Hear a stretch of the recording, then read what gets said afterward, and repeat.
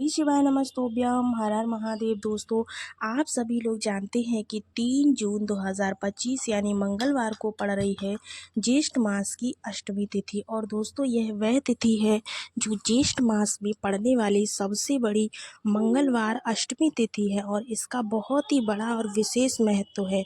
पूज्य गुरु जी ने कहा है कि अगर कभी भी मौका लग जाए तो आप लोगों को पीपल के पत्ते पर राम नाम लिख कर के बहुत छोटा सा उपाय करना, या फिर आज के दिन आपको एक दीपक ज़रूर से जलाना है। इन दोनों का सहयोग जो है बहुत ही मुश्किल से बनता है। इसी के साथ में गुरुजी ने इस दिन आपको करने एक सरसों के दीपक को जलाने का बहुत ही प्यारा सा उपाय बताया है। देखिएगा, ये जो उपाय है आपको अवश्य करना चाहिए, क्योंकि ऐसा दिन पूरे साल में सिर्फ एक ही बार आता है। और दोस्तों, आप सभी लोग जानते हो कि मंगलवार का अगर सबसे बड़ा कोई उपाय है तो वो उपाय है सरसों के तेल का दीपक जलाना है आपको। बस उपाय थोड़ा सा हटके है, कैसे करना है, कब करना है, सारी बातें हम इस वीडियो में करने वाले हैं। दोस्तों, मंगलवार के दिन इस छोटे से उपाय को करना है। बहुत सारे लोग होंगे जिन लोगों ने इस उपाय को ना किया हो, मतलब पूरा साल निकल गया उन्होंने इस उपाय को किया ही नहीं है, किसी भी दिन नहीं किया है। तो उनके लिए बहुत ही प्यारा सा अवसर है, क्योंकि ये ज्येष्ठ महीने का मंगलवार है। ये आखिरी मौका बचा हुआ है, जो कि 3 जून 2025 मंगलवार की अष्टमी तिथि के दिन पड़ रहा है। इस दिन आप लोगों को इस वाले उपाय को ज़रूर से कर लेना है, भले ही आपने पूरे महीने भर इस उपाय को ना किया हो। उपाय को करना कैसे है, कब करना है, किन लोगों को करना है, कैसे करना है, क्या क्या चीज़ें ज़रूरी हैं, सारी बातें हम इस वीडियो में करने वाले हैं। तो चलिए उपाय को शुरू करते हैं। यह उपाय आप सभी के जीवन में बहुत सारी उन्नति और बहुत सारी जो सुख सुविधा है वो लेकर आने वाला है। बहुत ही प्यारा सा उपाय है। वीडियो को पूरा देखिए ताकि चीज़ें आपको अच्छे से समझ में आ सके। देखिए, आपको करना क्या है। सबसे पहली चीज़, आप लोगों को मेरी वीडियोस को डेली देखते होंगे तो आपको पता होगा मैं रोज़ ही एक वीडियो ऐसी बनाती हूँ जो आप लोगों को अपने घर पे एक दीपक लगाना होता है। कोई उपाय करो या ना करो, लेकिन महादेव को एक लोटा जल और एक दिया जो भी दिन आए वहाँ ज़रूर लगाना चाहिए। तो इसके लिए आप सभी को आज डालना होगा सरसों का तेल। जो दिया आप इस्तेमाल करने वाले हो, इस बार मैंने आपको यह नहीं बताया है कि आप मिट्टी का दिया लेंगे या फिर आटे का दीपक लेंगे। तो दोस्तों, आज मंगलवार के दिन आपको जो दीपक लेना है वो आपको मिट्टी का दीपक लेना है। साथ ही साथ दोस्तों, इस दीपक में हमको डालना है सरसों का तेल। केवल सरसों का तेल ही डालेंगे, क्योंकि हम ये दीपक किसके लिए लगा रहे हैं, तो ये दीपक हम लगा रहे हैं बजरंगबली के लिए। और जब भी किसी देवता के लिए हम दीपक लगाते हैं तो उसमें बाती कौन सी डालते हैं, गोल बत्ती डालते हैं। ये चीज़ें आपको क्लियर हो गई होंगी। चलिए, अब क्या करना है, आपको इस दीपक को उठाना है और अपने घर में जहाँ पर भी आपके घर में हनुमान जी की मूर्ति रखी हो, मूर्ति, प्रतिमा या फोटो जो भी आपके घर में हो, उस फोटो, मूर्ति या प्रतिमा के पास में जाकर के आपको इस दीपक को प्रज्वलित करना है। लेकिन एक बात का ध्यान रखें कि इस दीपक को प्रज्वलित कैसे करना है। इस दीपक को प्रज्वलित करते समय आपको कौन सी चीज़ें ध्यान रखनी है और दीपक में आपको क्या डालना है, दीपक के नीचे आपको कौन सी विशेष चीज़ रखनी है, इसके बारे में हम बात कर लेते हैं। देखिएगा, अब नियम समझिए कि इस उपाय को एक्चुअली में करोगे कैसे, ठीक है ना। तो बजरंगबली को 3 चीज़ें बहुत ही प्रिय है। वो कौन सी 3 चीज़ें हैं तो आपको बताना चाहती हूँ। एक तो उनको तिल पसंद है, काला तिल, वह भी काला वाला, ठीक है ना। दूसरा, उनको सरसों का तेल, और तीसरी चीज़ जो है वो उनको लौंग।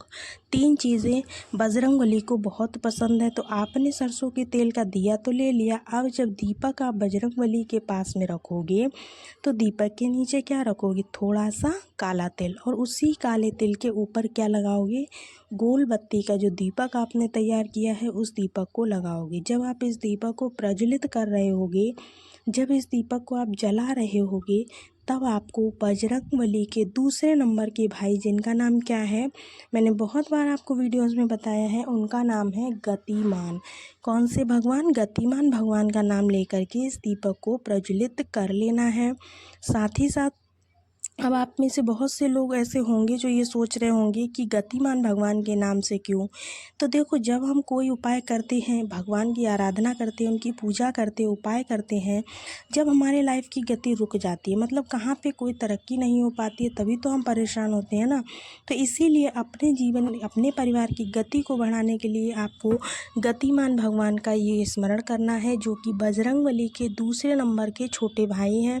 साथ ही साथ आपको बता दें कि अब दीपक आपने जला दिया, तो दीपक जलाने के बाद में आपको इस जलते हुए दीपक के अंदर आपको क्या डालनी है, जो आपने लौंग ली है ना, कितनी, 2 लौंग, 2 लौंग आपको इस जलते हुए दीपक के अंदर डालनी। अपने पूरे परिवार, पूरी फैमिली का नाम और गोत्र बोलते हुए आपको इस उपाय को करना है। फिर देखिए, आपके जीवन की सभी जो भी दिक्कतें हैं, जो भी परेशानियां हैं, वो सारी की सारी आपके जीवन से दूर होने लगेंगी। बहुत ही प्यारा सा उपाय है। होप सो आज का पहला उपाय आपको बहुत अच्छे से समझ में आया होगा। बढ़ते हैं आज के दूसरे विशेष उपाय की दूसरा जो उपाय है वो भी पूज्य गुरुदेव ने अपनी पहले की कथाओं में बताया हुआ है। मैं आपको बार बार रिपीट करके बता रही हूँ। देखिए, सबसे पहले यहाँ पे क्या लेना है, आपको बेलपत्र लेना है, ठीक है ना। क्या करेंगे आप, सबसे पहली बार समझ लेते इस उपाय के फ़ायदे क्या है, तब आपको सुनने में बहुत अच्छा लगेगा। यह उपाय, तो दोस्तों, ये उपाय उन लोगों को करना है जिसके घर में कोई व्यक्ति बहुत ही ज़्यादा क्रोधी है या फिर बहुत ज़्यादा चिड़चिड़ा हो रहा है, तो उनके लिए इस उपाय को करना बहुत ही आसान है। आपको ओड नंबर में बेलपत्र लेने हैं। ओड नंबर का मतलब है 1 ले सकते हो, 3 ले सकते हो, 5 ले सकते हो, 7 ले सकते हो, 9 ले सकते हो, 13 ले सकते हो, कुछ भी, मतलब ऐसी संख्या जो विषम संख्या हो, ठीक है ना।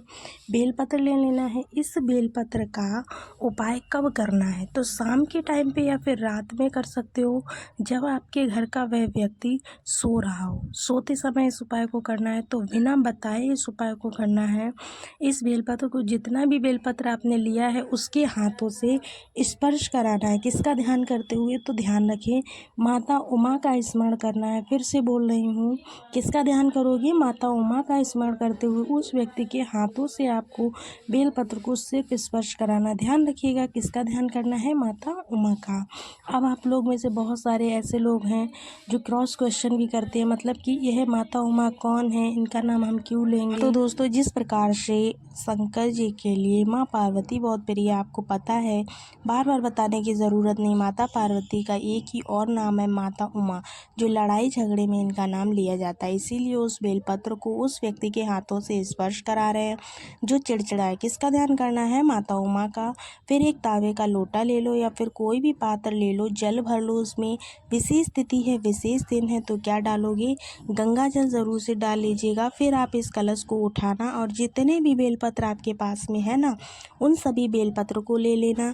उसके बाद में आपको क्या करना है, चले जाना महादेव की शिवलिंग के पास में। और आपको पता है, महादेव का पूरा परिवार शिवलिंग के ऊपर ही विराजमान रहता है। तो माता अशोक सुंदरी के स्थान पर आपको उस एक बेलपत्र को सबसे पहले एक एक करके समर्पित करना है। जो भी आप बेलपत्र ले गए हैं, तो ध्यान किसका करना है, माता उमा का। इस चीज़ का विशेष ध्यान रखिए। आपको पता है, सारी की सारी बेलपत्र आपको इसी तरह से माता अशोक सुंदरी वाले स्थान पर ही समर्पित करनी है, शिवलिंग पर और कहीं नहीं समर्पित करनी। साथ ही साथ जो आप एक तावे का लोटा जल ले गए हैं, वो जल आपको बेलपत्र समर्पित करने के बाद में शिवलिंग पर समर्पित करना है।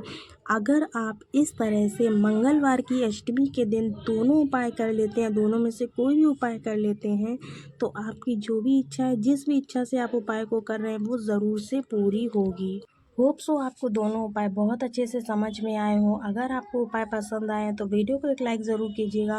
पूज्य गुरुदेव के द्वारा बताए गए सभी उपाय आपको हम इन वीडियो में, यानी कि इस चैनल के माध्यम से बताते हैं। तो अगर आप पूज्य गुरुदेव को बहुत अच्छे से जानते हैं, समझते हैं, तो चैनल को सब्सक्राइब ज़रूर कर लीजिएगा, क्योंकि उन्हीं के द्वारा बताए गए सारे उपाय आपको इस चैनल पर मिलने वाले हैं। तो चलिए बढ़ते हैं, मिलते हैं आपको अगले वीडियो में। तब तक के लिए सभी को राधे राधे, श्री शिवाय नमस्तोभ्यम।